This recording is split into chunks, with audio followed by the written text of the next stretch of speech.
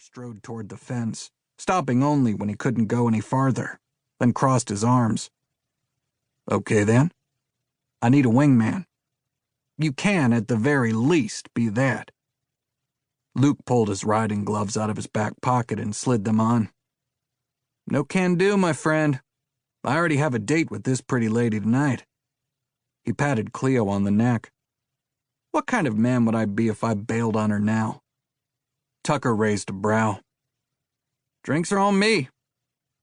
Luke hopped off the horse. Give me 10 minutes to take a quick shower. A line dancing bar?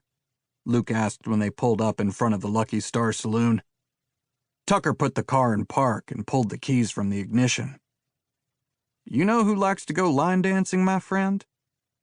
He didn't wait for Luke to answer. Women like to go line dancing. And you know my favorite way to blow off steam. Yeah, Luke knew. It was one of his favorite ways to blow off steam, too. But there hadn't been time for that the past few weeks. Not with running the ranch, training for the rodeo, keeping his unpredictable younger brother Walker in line, and making sure his ailing father, Jack Sr., ate enough each day to soak up the booze. No, Luke Everett hadn't had the privileged upbringing his friend had. At least, not after his mother died and his father had taken to drinking and raising his hand to Jack Jr. The worst was behind them, but life still had a way of piling up every now and then. You were right, Luke said as the two men headed toward the swinging doors of the Lucky Star Saloon. I needed a night off. Tucker clapped him on the shoulder and grinned. I know, Everett. I'm always right. Now, get in there and be the life of the party I know you are. In a matter of minutes, Luke had a beer in hand and a barstool view of the dance floor where the line dancing was in full swing. It didn't take him long to spot her, the pixie-cut blonde in the short denim skirt and green tank top. But it was her smile that nearly knocked him off his stool. I'll be right back, he said to Tucker. Are you shitting me? You don't actually know how to line dance, do you? Or have you been holding out on me? Never done it in my life, Luke said. But he'd do just about anything right now to see that girl's smile up close.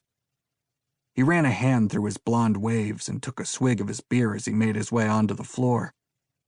She was right there in the front line, so he burrowed between her and the woman to her right, a tall brunette with a severe ponytail who crashed right into him as she stepped left. Luke expected chastisement from Ponytail. Instead, he was greeted with a flirty, I'm sorry, as the woman blushed and smiled. He offered her a friendly grin as he cross-stepped to the side, trying to keep in time with the line. Not that he had any clue what the hell he was doing. Not necessary. It was my fault. Luke turned his attention to the woman on the other side of him, the one still dancing without so much as a missed step even as she gave him the side-eye. You look lost, she said, and they were suddenly moving 3 steps forward. I beg to differ, Luke replied. I'm exactly where I want to be. She pointed at his beer, and they were now taking 3 steps back. Makes it hard to do all the moves with that. Just an FYI. Though I'm guessing you don't know any of them. He flashed her a smile. Oh, I know moves, sweetheart. And because his timing was perfect, that was exactly when he stepped right just as everyone else was stepping left. She burst out laughing as he crashed into Ponytail Girl again, causing him to stumble forward and, thankfully, out of the line. Somehow, he managed to save his beer.